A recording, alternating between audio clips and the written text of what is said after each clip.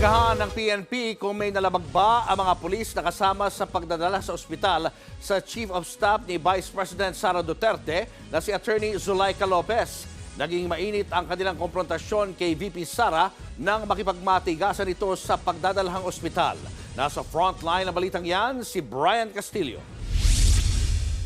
Pasado alas 12 ng hating gabi nitong Sabado, pinalipat ng House Committee on Good Government and Public Accountability si Office of the Vice President Chief of Staff Zuleika Lopez sa Correctional Institution for Women sa Mandaluyong. Sa kanyang detention facility sa Batasang Pambansa, binasa ni House Legislative Director Belinda Bello ang transfer order kay Lopez. Ibabasahin na po namin, ma'am, yung order na naka-arrest naman po. Ma'am, okay, ma'am. Ito, ma'am, tig-isa po ulit tayo. Yes, ma'am. Do I need my lawyers to be present? Hindi naman po, ma'am. Hindi naman po. I really This like time. my lawyers to be present, ma'am. Tumawag si Lopez sa kanyang boss na si Vice President Sara Duterte. Pagdating ng bise, binasa muli ni Bello ang utos at nakiusap siyang sundin ito. Ma'am, no, we're just reading po the order. Apo. Order, nabasa ko na po yan. Ako po yung lawyer niya ngayon. Nagmatigas si VP Sara. Sa House Detention Facility lang daw dapat dinadala ang mga may contempt order at hindi sa correctional. Pagsapit ng alauna ng madaling araw, nagpa-press con sina VP Sara at Lopez. Dito nagbanta si VP Sara laban kina Pangulong Bongbong Marcos, First Lady Liza Araneta Marcos at House Speaker Martin Romualdez. Ninyong lahat, Martin Romualdez, Lisa Marcos, Bongbong Marcos. Bandang alas 3 ng madaling araw, nagpatawag ng ambulansya si VP Sara. Nagsusuka raw at kailangang dalhin sa ospital si Lopez. Sumama pa si VP Sara sa loob ng ambulansya.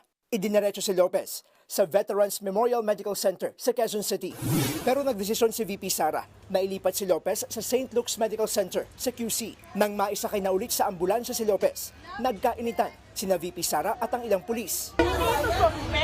Hindi ito convict. Ma'am, gagawin po namin yung St. Luke's. Pagdating naman sa St. Luke's, pinababalik si Lopez sa VMMC. Bandang tanghali, alinsunod sa direktiba ng Kamara. Palapitin ng mga media? Opo. Sige. Napahagulgol si Lopez at napayakap pa siya sa bise.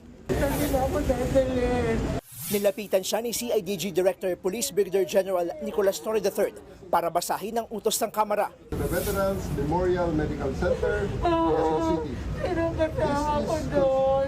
Iniimbestigahan naman ng PNP kung may nilabag na protocol ang kanilang mga kasamahan na sumama sa paglilipat ng ospital kay Lopez. Pati na rin ang naging tensyon sa pagitan ni na VP Sara at ng mga pulis.